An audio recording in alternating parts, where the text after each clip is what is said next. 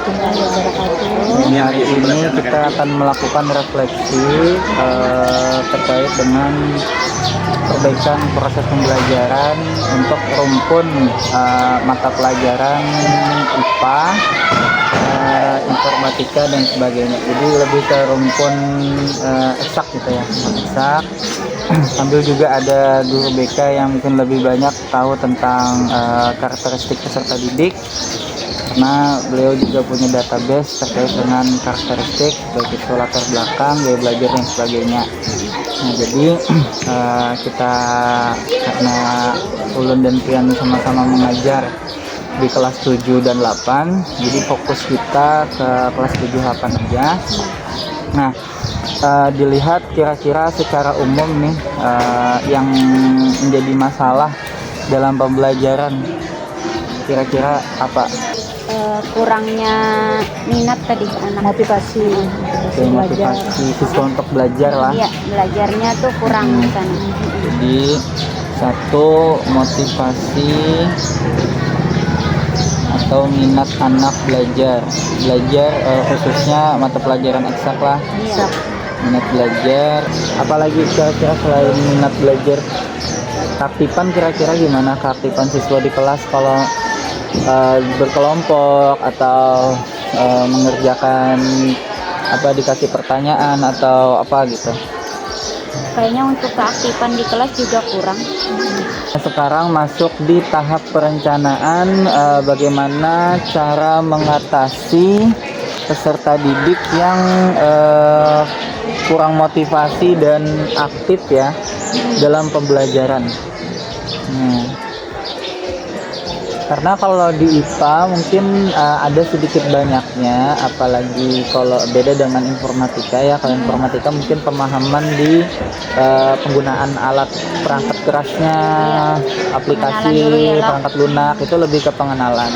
Tapi kalau di IPA itu basic dasarnya, apalagi masuknya ke konsep fisika, pasti ada matematikanya gitu kan. Nah, jadi sedikit banyaknya kita harus mengenal dulu bagaimana kemampuan awal peserta didik. Jadi betul nggak kira-kira nih kemampuan awal kan, untuk melihat apa ya, faktor yang menjadi penghambat motivasinya belajar, motivasi atau minatnya untuk mata pelajaran eksak gitu. Nah, kira-kira seperti itu. Bagaimana, ada tanggapan dari Bang Tian mengenai rencana perbaikan di kita memberikan asesmen awal mungkin asesmen awal dengan tujuan supaya kita mengetahui level kemampuan ya, level kemampuan peserta didik. Jadi dengan kita mengetahui level kemampuan, kita juga bisa melihat seberapa besar motivasi dia dalam belajar untuk mata pelajaran IPA. Nah, level kemampuannya. Asesmen awal ini mengenai materi kah atau? Iya, lebih ke materi pokok. Pertanyaan kayak ada dua, ada diagnostik non kognitif, itu lebih ke persiapan dia belajar. Misalkan kita lihat nih, memang itu mempengaruhi juga, dan itu lebih banyak menurut Ulun ke asesmen non kognitifnya.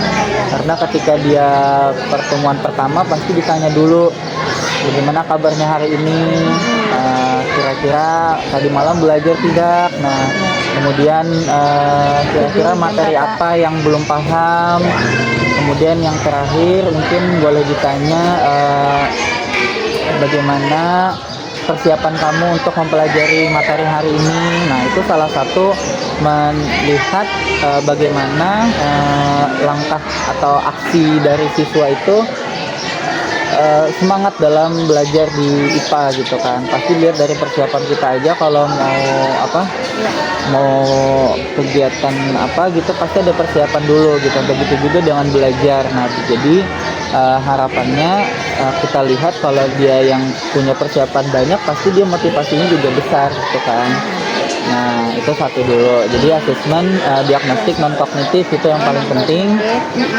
Kemudian Yang kognitif ya. kalau yang kognitif juga penting karena di sisi dari yang persiapan kita juga bisa melihat kemampuan Kemampuan anak. awalnya, kenapa besok perencanaannya, Iya. supaya kita lebih tahu yang mana yang termotivasi, yang mana tidak. Kita bisa lakukan asesmen non kognitif. Nah, kemudian untuk meningkatkan aktivitas dan sekaligus juga menambah minat belajar siswa itu kita masukkan di situ digitalisasi pembelajaran. Ya, masih perencanaan kita. Jadi ya digitalisasi. Penggunaan digitalisasi kan? Ya, kita penggunaan aplikasi Quizzes dalam pembelajaran di kelas. Bismillahirrahmanirrahim. Kita hari ini belajar apa kira-kira? Belajar apa? Belajar musik. Dan yang terakhir, mari kita bersenang-senang. Apa tadi? Bersenang-senang. Jadi kita bersenang-senang hari link Mentimeternya untuk mengetahui semangat anak-anak Bapak ya. Oke. Bapaknya ada yang sehat Bapak, sehat, kurang sehat. Sakit perut ya, yang sakit perut sakit belum sangat hebat. Oke. Nah, sampai mana sih persiapan belajar IPA hari ini?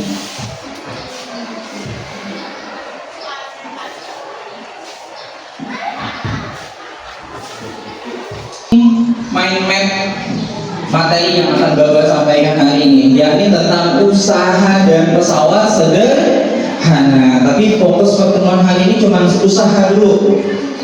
Silahkan dilihat dulu usaha dan pesawat. Pemanasannya, apakah yang dilakukan orang itu termasuk usaha dalam fisika? Apa tuh? Ayo pikirkan. Kira-kira usaha itu apa sih dalam fisika?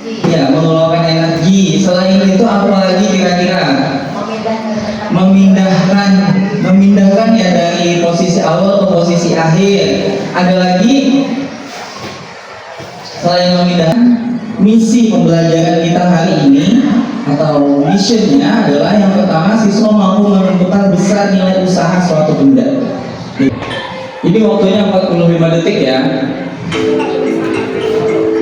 Ya, silahkan.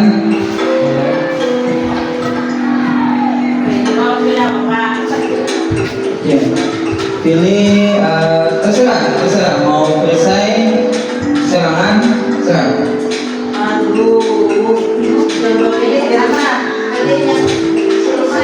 Ya, siluman aja, siluman. Oke, the first pemenangnya adalah Budi. Yang kedua adalah Shanti, dan ketiga adalah Mai. Ya, oke. Terima kasih, tepuk tangan untuk kita semua karena hari ini kita udah challenge tentang materi usaha. Oke, sekian dulu dari Bapak. Tapi sebelum Bapak tutup, Bapak pengen cek ombak dulu nih tentang kegiatan hari ini. Kira-kira senang belajar hari ini? Senang. Oh iya, Pak Budi ya, nanti kalau nanti habis ini kita ya. Nanti juga kita masuk ke tahap evaluasi. Tadi kan sudah mengajar materi tentang usaha dan energi. Usaha dan pesawat sederhana di kelas 8. Dan kita juga sudah menerapkan perencanaan yang sudah kita laksanakan. Yang pertama kan ada Refleksi. Enggak, maksudnya yang implementasi. Implementasi. Ada asesmen diagnostiknya ya, kan. Diagnostik. Nah, yang kedua itu asesmen kognitifnya. Nah, untuk kognitif itu tadi menggunakan warmer ya, warmer tadi saya gunakan warmer karena itu lebih sederhana dan lebih cepat responnya. Nah, ketahuan kalau asesmen diagnostik itu supaya kesan, kalau yang asesmen non kognitif diagnostiknya pakai aplikasi Mentimeter itu memang Tujuannya supaya penggunaan IT lebih bermanfaat ya, dan siswa juga lebih lumrah dengan hal-hal kayak gitu. Kemudian juga hasilnya langsung terlihat jelas, ketahuan, jadi bisa ada pembahasan lebih lanjut, dan ini lebih psikologinya, emosinya juga. Yang terpenting itu kan kita meningkatkan motivasi ya. Tadi sudah mencoba untuk menanyakan persiapan belajar. Jadi selalu ada persiapan belajar yang ditanyakan di awal pembelajaran supaya kita bisa mengecek ya minat motivasinya, agar nanti ketika pertemuan berikutnya itu insya Allah sudah terbiasa dengan kata pertanyaan itu. Apakah kamu sudah belajar hari ini?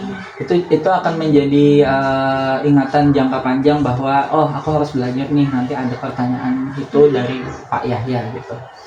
Ya gimana menurut Bapak Ibu, kira-kira udah pas aja atau masih kurang? Kayak menurut yang tadi itu pas aja Bang, udah Pas aja ya. pas aja sudah membuat Kognitif kelihatan awalnya dari lebih ringkas tampilannya aja. tadi.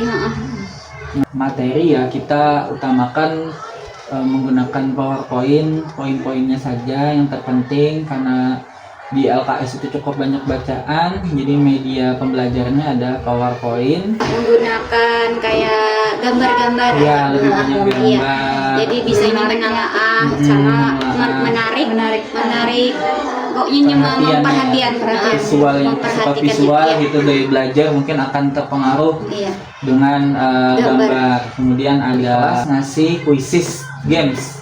Nah untuk gamesnya itu lebih ke ada sebagai penyerang, ada sebagai defender. Jadi kayak tim gitu loh, tim penyerang, kamu sebagai apa penyerang. Jadi ada challenge-nya. Jadi ketika penyerang itu menang, dia bisa menyerang. Nah menyerang dan akhirnya poinnya kurang. Jadi ada challenge-nya di situ, bukan yang tinggi-tinggian poin aja. Dan tadi di papan skor juga kelihatan ya, ada merah warnanya. Dan yang terakhir tadi ada peringkat, Ada 1, 2, 3. Jadi kelihatan, dan ada reward juga. Nah reward itu meskipun rewardnya sudah pasti tepuk tangan, tapi anak-anak itu juga pengen minta rewardnya dalam bentuk yang lain. Nah selama masih ada itu dari pembelajaran. Kalau dilihat dari yang mengerjakan kuisis tadi, kelihatan kan tadi dari itunya semuanya kayaknya semangat Aktif ya aktif, kelihatan. iya. Oke. Kira-kira apa yang perlu diperbaiki lagi ke depannya? Perihal apa kira-kira